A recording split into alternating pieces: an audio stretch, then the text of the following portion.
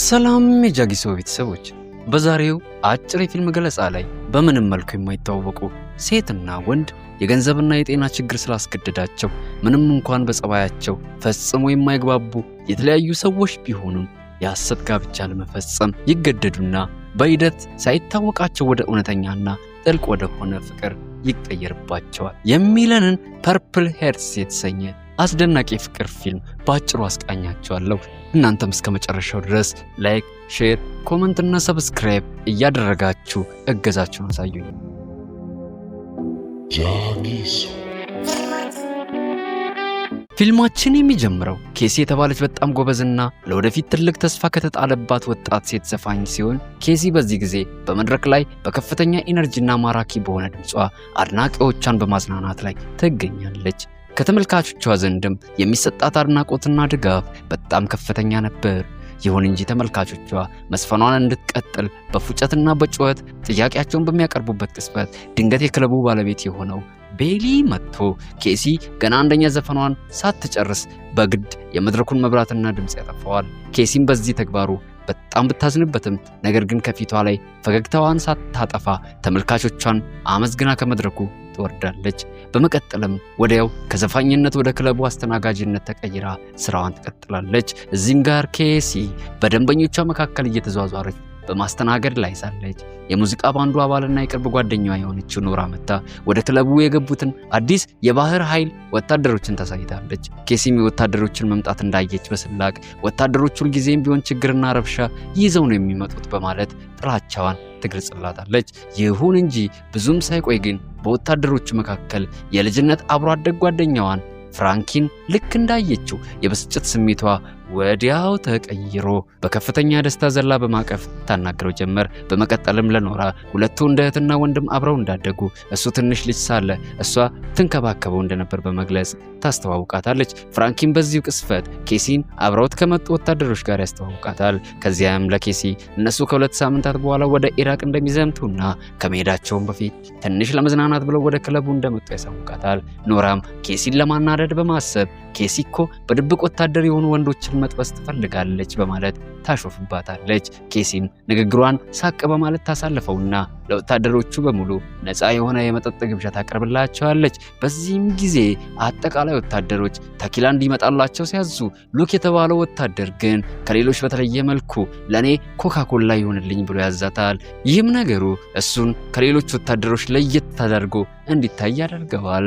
እዚህም ጋር አጠቃላይ ወታደሮች ተሰብስበው በመጨዋወት ላይ ሳሉ ፍራንኪ ቀስ ብሎ ለሉክ ኬሲ ማለት ለሱ እንደ ታላቅ እህቱ እንደሆነች ነግሮት በፍጹም ከሷ ጋር ለመጀናጀን እንዳይሞክርና በሌላ መንገድ እንዳይቀርባት ያስጠነቅቀዋል። ቀጥሎም ኖራ ለወታደሮቹ ከጥቂት ደቂቃዎች በፊት እሷ የተናገረችው ነገር ቀልድ እንደነበር ፈጠን ብላ ልታሳውቃቸው ትሞክራለች። ነገር ግን ከወታደሮቹ አንዱ የሆነው ኤርማንዶ ኬሲን ባልተገባና አክብሮት በጎደለው መልኩ ይናገራታል። ከዚያም በስፍራው የነበረው ደስ የሚል ድባብ ወዲያው ወደ መረባበሽ ይቀየራል። ኬሲን በዚህ ነገር እጅግ ተናዳና ተበሳሽታ ከነሱ ተለይታ ትሄዳለች። ሉክም ጓደኛው ኤርማንዶ ስላሳየው መጥፎ ባህሪ ይቅርታ ለመጠየቅ ሲል ኬሲን በፍጥነት ተከትሏት ይሄዳል። አጠገቧም ደርሶ ኤርማንዶ ማለት አፉ የሚቀድመው ሰው እንደሆነና ሁሉም ወታደር በቅርቡ ስለሚዘምቱ ውስጡ በተፈጠረው መረበሽ ምክንያት ክፉ እንደተናገራት በመግለጽ ሊያስረዳት ይሞክራል። ይሁን እንጂ ኬሲ ግን የሉክን ንግግር ልትሰማ ፈቃደኛ ስላልነበረች በቁጣ አንተም ብትሆን ከጓደኛ የተለየ አይደለም በማለት ተሰድበዋለች። በዚህም የተነሳው ሁለቱ ስለ ወታደራዊ ሕይወት ባላቸው ፍጹም የተለየ አመለካከት ምክንያት በከፍተኛ ሁኔታ ከተጨቃጨቁ በኋላ ኬሲ በስተመጨረሻ በንዴት ጥላው ትሄዳለች። ከቆይታም በኋላ ኖራ ለኬሲ በቀልድ መልክ የባህር ኃይል ወታደሮች አሪፍ የህይወት ዋስትና ወይም ሚሊተሪ ላይፍ ኢንሹራንስ ስላላቸው ለምን ከአንድ ወታደር ጋር ሐሰተኛ ጋብቻ አትፈጽሚም ትላታለች። ይህንን ቀልድ ሁለቱ በመሳሳቅ ብቻ ቢያሳልፉትም ነገር ግን ኬሲ ከአእምሯ ውስጥ ዘልቆ እንደገባ አልተረዳችውም ነበር። ከጥቂት ቆይታም በኋላ ኬሲ ወደ መኪናዋ ውስጥ ሄዳ በቦርሳው ውስጥ የተከማቹ በርካታ የቤት ኪራይ እንድትከፍል የሚያስጠነቅቁ ወረቀቶችን እናስተውላለን። በመቀጠልም የስኳር መጠኗን ከለካችው በኋላ እጇ ላይ ከቀሩት ጥቂት የኢንሱሊን መድኃኒቶች መካከል አንዱን ወስዳ ራሷን በራሷ ትወገዋለች። በዚያው ዕለት ምሽትም ኬሲ ተጨማሪ መድኃኒት ለመግዛት ወደ ፋርማሲ ትሄዳለች። ቢሆንም ግን የኢንሱሊኑ መግዣ ዋጋ $500 ስለነበር የመድኃኒት ዋስትናዋ ኢንሹራንሷ መድኃኒቱን ለመግዛት በቂ እንዳልሆነ ትገነዘባለች። በዚህም ጊዜ ወላጅ እናቷ ያላትን ጥቂት ገንዘብ በመስጠት ልትረዳት ብትሞክርም ነገር ግን አሁንም ቢሆን መድኃኒቱን ለመግዛት ብቁ አልነበረም። ስለዚህ ኬሲ ሌላ አማራጭ ስላልነበራት አሁን ላይ ያላትን ጥቂት መድኃኒት እየቆጠበች በመጠቀም እስከ ደሞዟ ቀን ለመድረስ ትወስናለች። በቀጣዩ ቀን ደግሞ ሉክ ስፖርት ላይ ሳለ ድንገት አንድ ትልቅ መኪና ከኋላው በፍጥነት መጥቶ ሊገጨው ሲከታተለው ይመለከታል። ቀጥሎም ሉክ እንደምንም በመኪናው ከመገጨት ወደ አጥር በኩል ዘሎ ከዳነ በኋላ የመኪናው ሹፌር ጃኖ መሆኑን ይገነዘባል። ጃኖ ማለት ደግሞ በቀድሞ ብልሹ ህይወቱ የሚያውቀው ክፉ ሰው ሲሆን በዚህም ጊዜ ጃኖ ሉክን አስገድዶ አደንዛዥ እጽ እንዲገዛው እየተጫነው ይገኛል። ነገር ግን ሉክ አሁን ላይ ከሱስ ነፃ እንደሆነና እጽም መጠቀም ማቆሙን ሊያስረዳው ይሞክራል። ቢሆንም ግን ጃኖ ለሉክ አሁንም ቢሆን ለሱ መክፈል የሚጠበቅበትን $15,000 ወደ ጦርነት ከመሄዱ በፊት ካልከፈለው መላ ቤተሰቡን እንደሚያጠፋቸው በመዛት ያስፈራራዋል።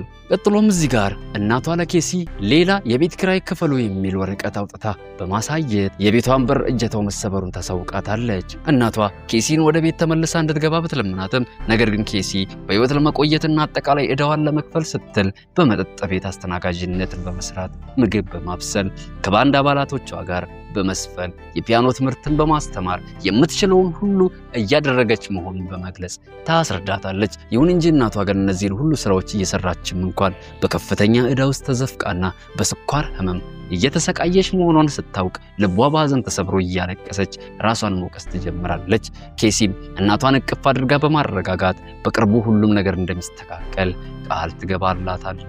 በዚያው ዕለት ምሽት ላይ ኬሲ ወደ ክለቡ ተመልሳ ዘፈኗን ማቅረብ ትጀምርና ዘፈኗን ጀምራ ከመጨረሷ በፊት በድንገት የድካም ስሜት ተሰምቷት ለመተንፈስ ትቸገር ጀመር። በዚያው ቅስፈት ኬሲ ፈጥና ወደ ውጭ በመውጣት ከመውደቋ በፊት እጇ ላይ የቀረችውን የመጨረሻዋን የኢንሱሊን ብልቃጥ አውጥታ ትጠቀማለች። ቀጥሎም አተነፋፈሷ እየተስተካከለ መጥቶ አይኗን ስትከፍት ከፊት ለፊቷ ያለውን የባህር ኃይል ወታደሮች ምልክት የሆነውን ባጅ ወይም ደግሞ አርማ ታስተውላለች። በዚሁ ቅስበት ያኔ ኖራ እንደ ቀልድ የጤና ዋስትና ለማግኘት ከአንድ ወታደር ጋር ለምን አትጋቢም ያለቻትን ጨዋታ ታስታውሳለች። ይህም ትውስታ ሙሉ ህይወቷን ሊቀይር የሚችል አንድ አደገኛ ሐሳብ በውስጧ ይፈጥራል። በማግስቱም ኬሲ በተስፋ መቁረጥ ስሜት ውስጥ ሆና ከፍራንኪ ዘንድ እርዳታ ለመጠየቅ ወደ ቤቱ ታቀናለች። ይሁን እንጂ በሩን የከፈተላት ግን ፍራንኪ ሳይሆን ሉክ ሆኖ ይገኛል። ኬሲም ከሱ ጋር ምንም ነገር ሳታወራ ችላ በማለት ቀጥታ ወደ ፍራንኪ ዘንድ ታመራለች። ቀጥሎም ለፍራንኪ የስኳር ህመም ስላለብኝ ወታደራዊ የጤና ዋስትና እንዳገኝ የውሸት እንጋባ ብላ ጥያቄ ታቀርብለታለች። ፍራንኪ እየቀለደች ስለመሰለው ከት ብሎ ይስቅባታል። ይሁን እንጂ ኬሲ ግን የገጠማት ችግር ከፍተኛ መሆኑን ልክ ስታስረዳው ፍራንኪ ወዲያው ጥያቄዋ የእውነትና ከልቧ መሆኑን ይገነዘባል። በተጨማሪም ኬሲ የስኳር በሽተኛ ሆና የኢንሱሊን መግዣ ገንዘብ ስላጣች በህይወት ለመቆየት ያላት ብቸኛው አማራጭ ሐሰተኛ ሚስቱ መሆን ብቻ እንደሆነም ታሳውቀዋለች።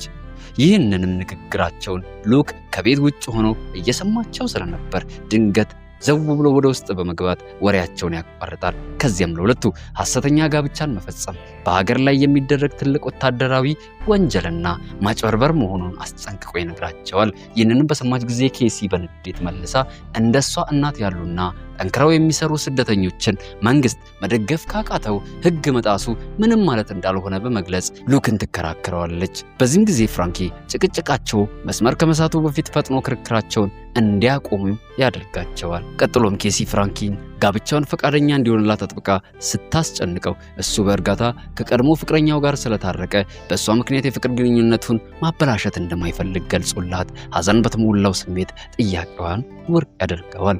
ኬሲም በምላሹ እጅግ ብታዝንም የፍራንኪን ሁኔታ ወዲያው ነበር የተረዳችው። በተጨማሪም ፍራንኪ በገንዘብ እንኳን እንዳይረዳት ምንም አይነት ትርፍ ገንዘብ እንደሌለው ያሳውቃታል። ቀጥሎም ኬሲ ወጣ ከሄደች በኋላ ፍራንኪን ለሉክ የኬሲ አባት ከዓመታት በፊት እነሱን ጥሏቸው እንደሄደ እናቷም ለብቻዋን ታግላ ኬሲን እንዳሳደገቻት ይነግረዋል። በማግስቱም ሉክ ወደ ጦር ሜዳ ከመሄዱ በፊት ወንድሙንና የወንድሙን ልጅ ለመሰናበት በሄደበት የሉክ ወንድም ወዲያው የሉክን ፊት ተመልክቶ የሆነ ችግር መኖሩን ያስተውላል።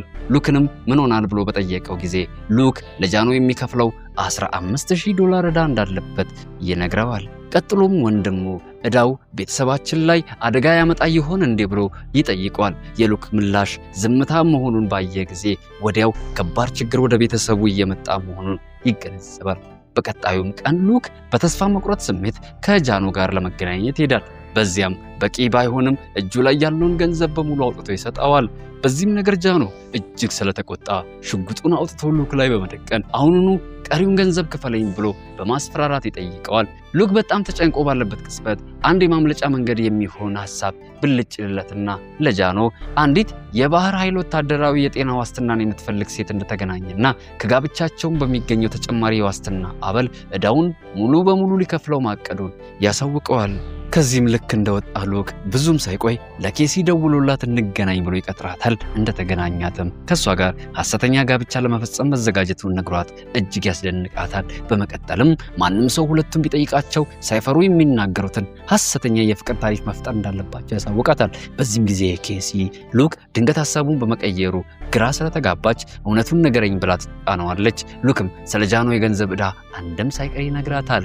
ይሁን እንጂ ኬሲ ግን አሁንም ቢሆን ልታምኖ ስላልቻለች ወታደሮችንና የሉክን ተቋም መሳደብ ትጀምራለች። ይህንን ስድቧንም በሰማ ጊዜ ሉክ በጣም ተናዶባት ተነስቶ ሊሄድ ሲንደረደር ኬሲ ይቅርታ ጠይቃው እንደምንም ታረጋጋዋለች። በስተመጨረሻም ሁለቱ ዝርዝር በሆኑ ጉዳዮች ላይ መስማማት ይጀምራሉ። ሁለቱ ከዚህ በኋላ ዘወትር በስልክና በደብዳቤ መገናኘት፣ ስለ ግል የህይወት ታሪካቸው በደንብ ግንዛቤ እንዲኖራቸው ልክ እንደ እውነተኛ ባልና ሚስት አብሮ ለመሆን በመወሰን ነበር የተስማሙት።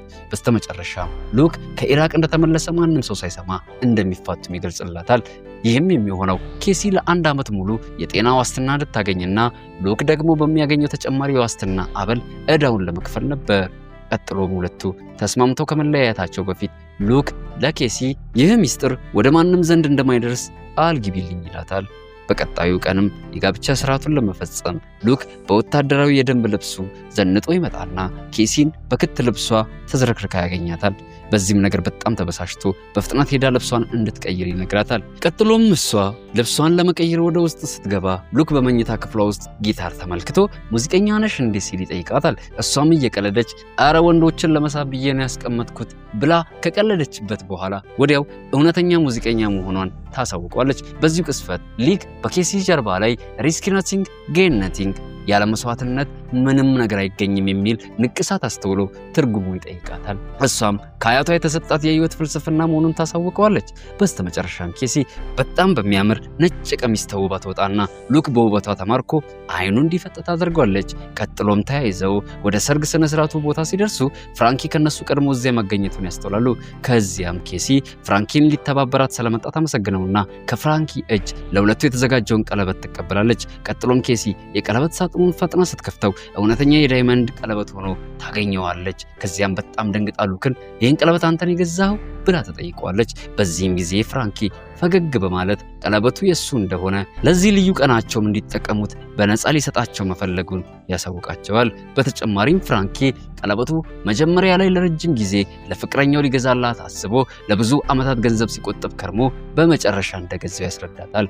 ኬሲም በዚህ ልክ ውድ የሆነ ስጦታ ለመቀበል ፍቃደኛ አልሆንልህ ስትለው ፍራንኪ ወላጅ እናቱ እድሜው በደንብ ሳይሄድ ማግባቱን በፍጹም እንደማትፈቅድለት በመግለጽ እንድትቀበለው ይማጸናታል። ኬሲም በፍራንኪ የደግነት ጥግ ልቧ ተነክቶ ቀለበቱን በእሽታ ተቀበለዋለች። ከጥቂት ቆይታም በኋላ ሉክ ሞሮውና ኬሲ ሳንድራ ወደ መድረኩ ቅረቡ የሚል የርቀት ድምጽ ይሰማሉ። ከዚያም ሁለቱ ለዘላለም አብረው ለመሆን ቃል ኪዳን ገብተው ቀለበት ያስራሉ። ቀጥሎም ጥቂት ግራ መጋባት የሚታይበት ሆኖ ነገር ግን ልብን በሚመስጥ መልኩ ለመጀመሪያ ጊዜ ከንፈር ለከንፈር ይሳሳማሉ። በጋብቻው ስነ ስርዓት ላይም የተገኙ ሰዎች በሙሉ በጭብጨባና በእልልታ ድጋፍ ይሰጧቸዋል። ከዚህም በመቀጠል ድግሱን በምግብ በመጠጥና ሳቅ በተሞላው ድባብ ይጀምሩታል። ይሁን እንጂ አርማንዶ የተባለው ግን ስለ አረቦች ዘረኝነት የተሞላው ንግግር ያደርግና ኬሲን በጣም አበሳጭቷት ክፉኛ መጨቃጨቅ ይጀምራሉ። ይህም ነገር አጠቃላይ የደስታ ድባቡን ይረብሸዋል። ሉክ በስተመጨረሻ በመካከላቸው ገብቶ ሁለቱን ከተቆጣቸው በኋላ በንዴት ወደ ውጭ ይወጣል። ኬሲም ፍራንኪን በመስማት ሉክን ተከትለው ትወጣለች። ከቤቱ ውጭም ሆነው ሉክ ኬሲን በሰርጋቸው ቀን ጭቅጭቅ በመፍጠሯ ይወቅሳት ጀመር። ይሁን እንጂ ኬሲም ግን ወታደሮች ሲባሉ በጦርነትና በግፍ የታወሩ ናቸው በማለት ተሰድበው ጀመር። በዚህን ጊዜ ሉክ ሌሎች ወታደሮች እነሱን አትኩረው እየተመለከቷቸው መሆኑን ሲያስተውል ወዲያው የሁለቱ ጋብቻ በማንም ሰው እንዳይጠረጠር በማሰብ ኬሲን ልክ በሐሳብ እንደተስማሙ ባልና ሚስት አድርጋ እቅፍ እንድታደርገው ይጠይቃታል። ይህም የሐሰት መተቃቀፍ በዙሪያቸው የነበሩትን ሰዎች በሙሉ ባልና ሚስቱ አሁን ላይ ተስማምተዋል ብለው እንዲያምኑ ያደርጋቸዋል። በዚያው ዕለት ምሽትም አጠቃላይ ሰዎች በሙሉ በሆቴሉ እንዲያድሩና ለሉክ እንዲሁም ለኬሲ ደግሞ በአንድ ክፍል ውስጥ አንድ አልጋ ላይ እንዲተኙ ይደረጋሉ። ይህንንም ተከትሎ ኬሲ ሉክን አንድ ላይ እደሩ መባሉን ሰምቶ እንደፈራ ባየች ጊዜ ትቀልድበት ጀመር። እሱም ቢሆን በግልጽ ነበር ምን ያህል እንደፈራ የገለጸላት። ብዙም ሳይቆይ ግን በመካከላቸው የነበረው መደነጋገጥ ቀስ በቀስ እየቀነሰ ይመጣል። ከዚያም ኬሲ ሉክን ለማረጋጋት በሚል ሰበብ ተጠግተው በስሱ ተስመው ጀመር። በዚህ ቅጽበትም የሁለቱ ስሜት እየተጋጋለ ሄዶ የውሸት የነበረው ጋብቻቸው በድንገት ወደ እውነተኛ ተቀይሮ ምሽቱን ደስ በሚል ሁኔታ እየተቀማመሱና እየተነጫጩ ያነጋሉ። በማግስቱም ጠዋት ሉክ ለኬሲ ወደ ጦርነት መዝመቱን እያሰበ እንቅልፍ እንዳልወሰዱ ይነግራታል። ከዚህም በመቀጠል ኬሲ በወታደሮች ካምፕ ውስጥ በርካታ ቤተሰቦች ከሚወዷቸው ሰዎች ጋር ስሜታዊ በሆነ መልኩ እየተሰነባበቱ ትመለከታቸዋለች። እሱም ተለይቷት ከመሄዱ በፊት ለኬሲ ከእንግዲህ በኋላ እነሱ በጥብቅ ቁጥጥር ስር እንደሚሆኑና ሁለቱ የግድ እንደ እውነተኛ ባልና ሚስት መስለው መታየት እንዳለባቸው አጥብቆ ያሳውቃታል። በተጨማሪም ድንገት የሆነ ነገር ቢፈጠር እንኳን በሚል ስጋት የወንድሙን ስልክና አድራሻ ጽፎ ያቀብላታል። ቀጥሎም ለወላጅ አባቱ ስለ ሁለቱ ሁኔታ በፍጹም እንዳትነግረው በደንብ አድርጎ ያስጠነቅቃታል። ይህንንም ከተናገረ በኋላ ሉክ ኬሲን በቆመበት ስሟት ይሰናበታታል። ይሁን እንጂ እሱ ግን ወደ ትልቁ ባስ ልክ እንደገባ ሌሎች ወታደሮች ድንገት መጥተው ኬሲን ወደ ላይ ከፍ አድርገው በማንሳት ሉክ ወደ ኢራቅ ከመሄዱ በፊት ለመጨረሻ ጊዜ በአስደናቂ ሁኔታ ተሳስመው እንዲሰነባበቱ ያመቻቹላቸዋል። ይህም በእንዲህ እንዳለ የፊልማችን ክፍል አንዱ እዚሁ ጋር ይጠናቀቃል። በቀጣዩ ክፍል ምን ይፈጠራል ብላችሁ ታስባላችሁ? እስቲ ሐሳባችሁን በኮመንት አሳውቁኝ። ቀጣዩን ክፍል በቶሎ ሰርችላችሁ እንድመለስ ድጋፋችሁን በላይክ በሼር እንዲሁም በኮሜንትና በሰብስክራይብ አሳዩኝ። በቀጣዩ ክፍል ተመልሰን እስክንገናኝ ድረስ ታዲያ ሳምንቱ የናንተ ይሁን። ጃጊሶ ፊልሞች